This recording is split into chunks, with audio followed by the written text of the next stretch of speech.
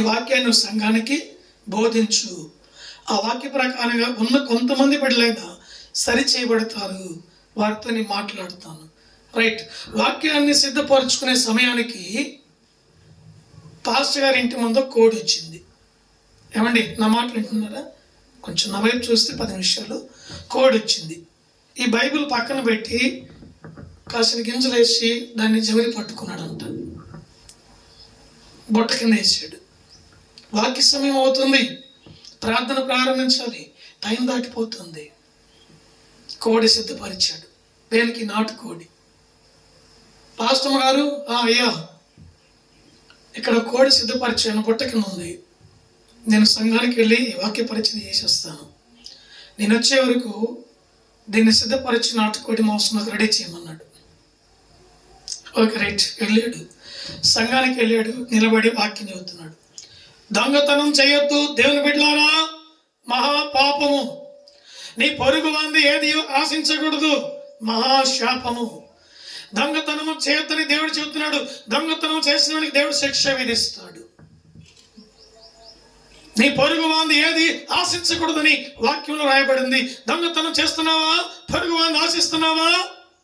తప్పు, దేవుని వాక్యం ఖండిస్తుంది అని అక్కడ ఎలుగెత్తి వాక్యం చెబుతున్నాడు. ఆ మాటలు పాస్టర్ గారు అన్నది. ఇక్కడ ఇదే సిద్ధపరచుకున్నాడు. అక్కడికి వెళ్ళాం, దొంగతనం చేయొద్దు, పొరుగు వాంది ఆశించొద్దు అంటున్నాడు. మరి ఇది ఎవరిది? పొరుగు వాంది కదా.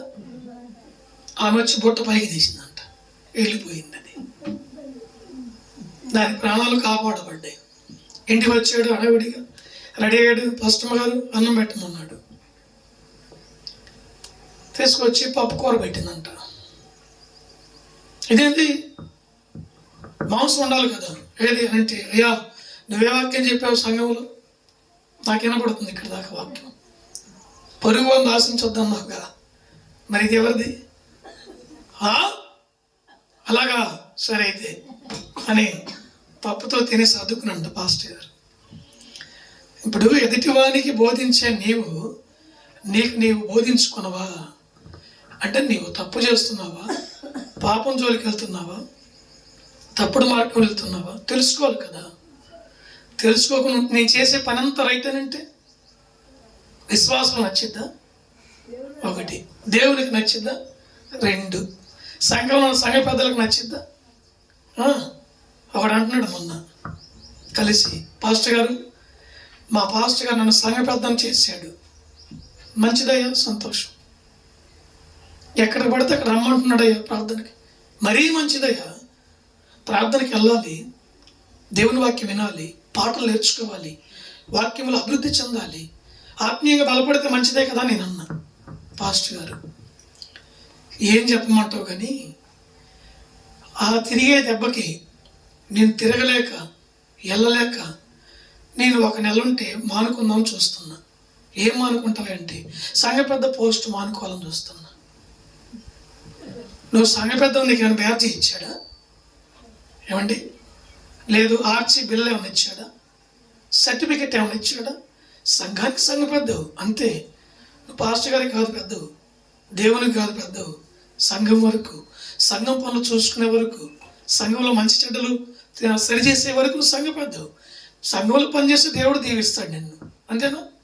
పాస్టర్ గారితో తిరుగుతున్నావు, మంచిదే. నీకు హుషారుంటే తిరుగు, ప్రార్థనకి వెళ్ళు, లేకపోతే చర్చిలో ప్రార్థన చేసుకో, నీ పని నువ్వు చూసుకో అని చెప్పాను. ఈ సలహా బాగుంది.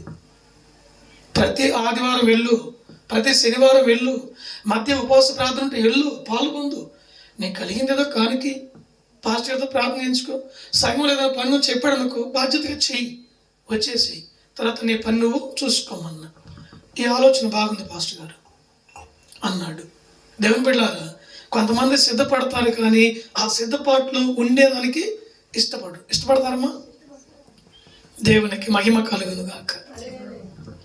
ఓ చిన్న సందర్భము, ఒక తల్లి సిద్ధపడింది. చెర్లపల్లి, అవునమ్మా, చెర్లపల్లి ఊరు పేరు చెర్లపల్లి, తెలంగాణ రాష్ట్రంలో ఉంది. భర్తకు